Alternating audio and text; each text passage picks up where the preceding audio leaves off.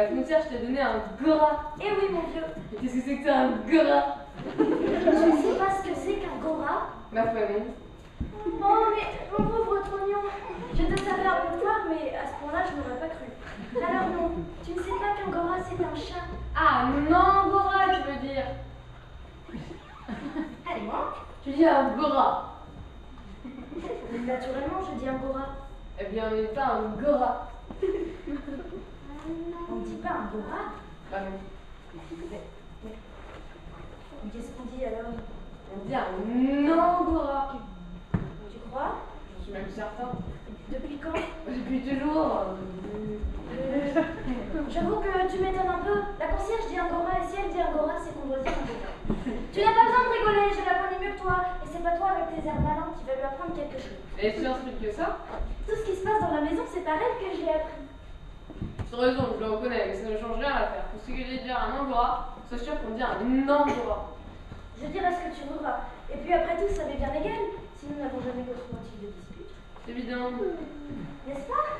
Sans doute. Le tout, c'est qu'il soit joli, hein. Qui? Bah, le petit Nangora que m'a donné la concierge. Et à cet égard-là, il n'y a pas mieux. Un vrai amour de petit Nangora.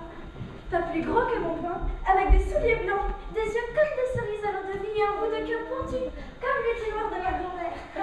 Quel magnifique petit Nangora. Je vous penserais que tu montrais ce qui doit être en effet très bien.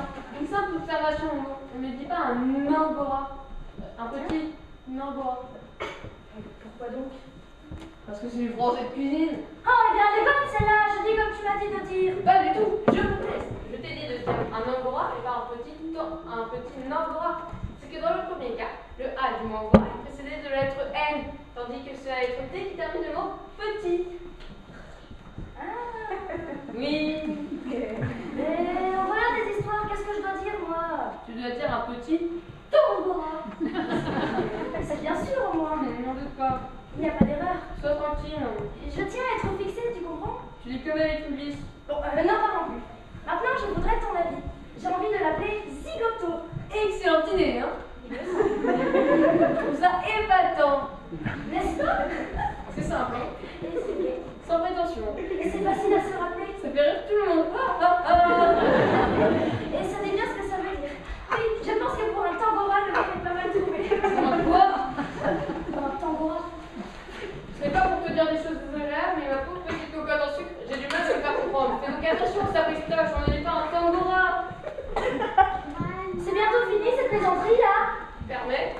Si tu es venu dans le but de te payer ma physionomie, il faudrait mieux que tu le dises tout de suite. Pas du tout. Tu te trompes. On dit un angora, un petit angora ou un gros angora. Il n'y a pas de quoi péter un chien. Tu vas pas cacher pour une question de liaison. Une liaison comme les autres vaut mieux que bien des ménages d'abord. Et si ça ne te suffit pas, épouse-moi. Est-ce que je t'en empêche? Mal appris.